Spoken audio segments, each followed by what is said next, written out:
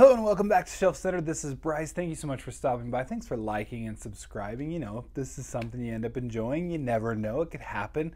Anyway, this is my top shelf news. This is the news for this weekish time period where I talk about all things science fiction, fantasy, and sometimes horror, and mostly as they relate to books, but also to movies, media, other things, video games sometimes as well. Always get those ebook deals down below in the description, so I didn't forget this time to mention them. This is a little bit shorter this week. I had a couple bits though that I really wanted to get to. First things first, let's jump into the news. So one of the biggest for me, this has been a long time coming. This is one of my favorite series of, literally years. But this is going to be The Wars of Light and Shadow. We got a pre-order date, and that's going to be in September of this year for The Song of the Mysteries. This is the final book in The Wars of Light and Shadow by Janny Wurts. You may, if you followed the channel for a bit, that you may have heard me gush about this series. It is one of my favorites, and it's for a reason. But this is 11 books. 11 books in, we have a final book, and it's getting released. It's there. So the finish line already been crossed. It's coming out here soon, and I could not be more excited. I cannot wait. Again, pre-ordering is coming up, and I'll give more updates as we get closer to the actual publication date. So anyway, exciting news. Congrats to Janny Wurts, and that is just awesome. Cannot wait to read it all. Speaking of Janny Wurts, there was a great list under the Radar Books blog, top standalone books. One of those is, well, actually a couple on there are favorites of mine. Sort of Kaigen makes it.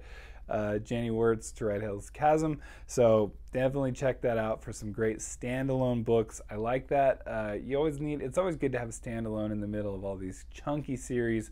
It's great to have a series. It's great to get to know characters and all that, and really get to know them over many books. But sometimes you just need a standalone to just read and then be done and be able to move on to something else. I love a good standalone. Next, we've got some secret project news. This is number 3 by Brandon Sanderson. This is I've been updating as far as this year's been going for the secret projects Brandon Sanderson released in a Kickstarter, and then they've been coming out slowly over this year. They've always been late so far, and just because, I mean, frankly, what happened was it was a Kickstarter that was expected to do pretty well, and then it did like astronomically well. And so, things had to be changed. A lot of things had to be moved around, all the moving parts of getting all this done.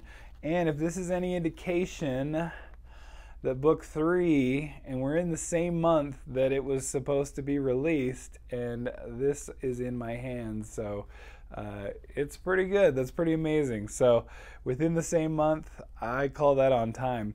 That's amazing. So anyway, that is a Kickstarter. I'm excited. I'll be doing a book haul video that will be opening that probably sometime next week. I'll be opening it now because I can't resist. And then the video will be up next week. So anyway, congrats to that team, to Dragonsteel. What an amazing job, because they are on the ball. I'm pretty sure I'm one of the last that ever gets anything, as far as I can tell.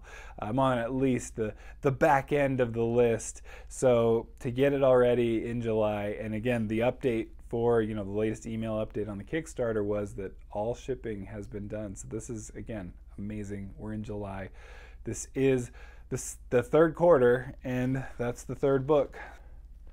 Yep, I'm going to spoil that name because I don't even understand how that's a thing that people are annoyed that there are spoilers for the name of a book, as if the gap between the time of reading the title of the book and then the rest of the book is going to hurt your spoiler in any way, or spoil you in any way. Maybe I need more to get off my chest, apparently. Finally, in book news, I wanted to address this because I thought it was quite ridiculous. So there's essentially a Sarah J. Maas book. Sarah J. Maas is a huge author, not necessarily in my circles, because I've never read any, but I hear they're good. I don't know. Could be. I've heard they're bad from some people too. But they're very popular. There's no getting around that. They're extremely popular, which is probably why this is happening. But essentially what's happening is that the publisher has released these books, and essentially it's like a McDonald's Happy Meal, where you're going to have to buy like 10 Happy Meals to be able to get all the toys that are being released. In this case, you have to buy the different versions of the book to get all of the extra chapters that are being offered, and there's different chapters in different books that are out there. Multiple people have spoken on it. To me, it's so frustrating. Like, I get a business has got to turn a profit, a book business even for books. I put them on a pedestal sometimes, but they are still there to make money. The next thing is they're going to say, you can read a couple pages at a time as long as you pay the monthly fee.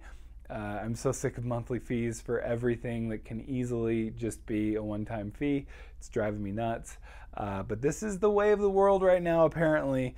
It's super frustrating. I did make a note, not that I would condone this, but if I bought that book, I would not feel bad about reading the rest of the chapters in the bookstore or something like that, because that's just ridiculous. Obviously, maybe go through your library. That's going to be better.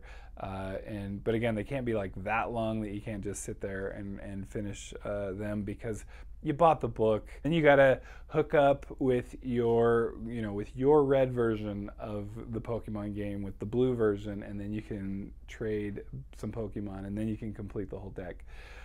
That's an old reference there. On my Game Boy, that's what I did. It's so frustrating. It's like, come on. We haven't had to do this. We could have done this for many years. We haven't had to do this. We haven't done this, and now we're doing that. Like, I don't know. Are they at least in different, like, if they're like a fancier edition, then you add like an extra chapter, but it's like, I don't know. Maybe they're just jumping right to it. I guess I have seen some books, they'll produce like, have an extra special anniversary edition, and then here's an extra chapter or something. Like Princess Bride did that, where they have Buttercup's baby, which I do not recommend anyway. So maybe this is actually a benefit where you just better not to read them. But overall, I'm not happy with it. I do not like it. I am very frustrated. That I just hope no one else follows this path here. There's no need for it.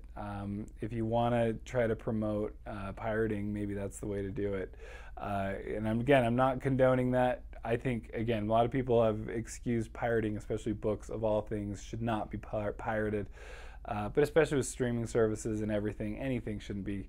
There's no real need to pirate things these days, I feel like. Not to mention, it's just so bad, and it does not promote the industry and the creativity and all that, and the media that you want to consume. It actually is a detriment to it. So that's where I say I draw my line there.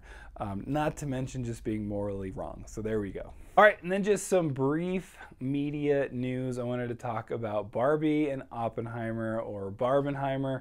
One of my favorite jokes that I saw that I was posting, I was forwarding along here, was will you get Oppenheimer if you didn't watch Barbie first? But anyway, they're smashing records. The first weekend was just crazy. 162 million domestic for Barbie, 82 million for domestic for Oppenheimer. Also around the world, they did quite well. Just really two movies that did quite well.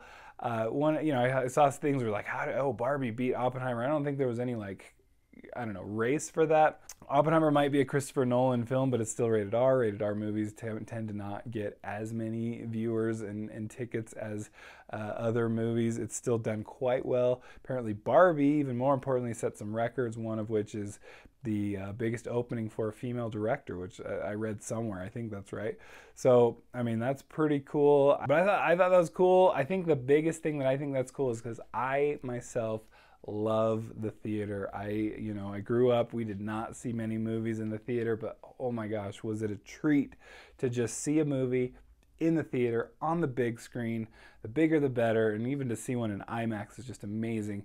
And I was worried there. I've been worried just with streaming services and everything. It's concerning that they might go the way of the dodo, right? We might be losing them, because it's just it's too easy just to watch from home, or to wait a little bit and watch from home the same movie. I mean, these movies are coming out to streaming services quite quickly, way quicker than they ever did, you know, especially growing up here.